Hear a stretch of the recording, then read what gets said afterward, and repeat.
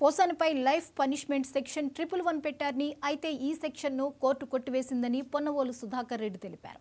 IT act కూడా వర్తించదని కోర్టుకు చెప్పినట్లు ఆయన చెప్పారు.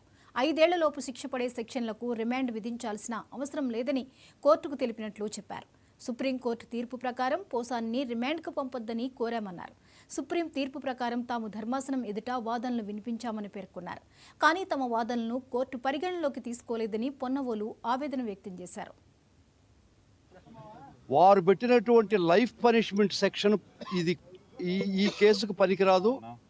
కృష్ణమురళి మీద 111 పోసాని కృష్ణమురళి మీద 111 సెక్షన్ అప్లై కాదు. ఇది పనికిరాదు. ఇటువంటి అఫెన్సెస్లో 111 పెట్టడానికి లేదు అని కోర్టు వారు చాలా స్పష్టంగా చెప్పడం జరిగింది. Obscenity section 67 of IT act కూడా ఇందుకు పనికిరాదు, ఇక్కడ పెట్టడానికి లేదని చాలా స్పష్టంగా చెప్పడం జరిగింది. కానీ 2 సెక్షన్లు ఉన్నాయి. వర్గ వైషమ్యాలు క్రియేట్ చేసేదానికి 196 అండ్ 353 క్లాస్ 2 ఈ 2 అఫెన్సెస్ 5 సంవత్సరాల లోపల పనిష్మెంట్, 5 సంవత్సరాల పనిష్మెంట్. వాటికి అర్నేష్ కుమార్ జడ్జిమెంట్ అని సుప్రీంకోర్టు వారు జడ్జిమెంట్ ఇచ్చాం.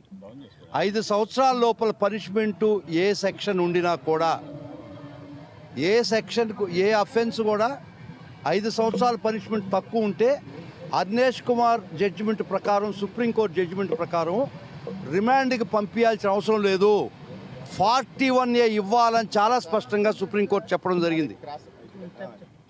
చాలా స్పష్టంగా 5 సంవత్సరాల లోపల శిక్ష ఉంటే ఏ అఫెన్స్ కూడా 2 సెక్షన్లే పనికొస్తాయని కోర్టు వారు నిర్ణయించడం జరిగింది. అది 196, 353 క్లాస్ 2. కానీ వాళ్ళు ఐటీ యాక్ట్ 67 పెట్టారు, 111 పెట్టారు.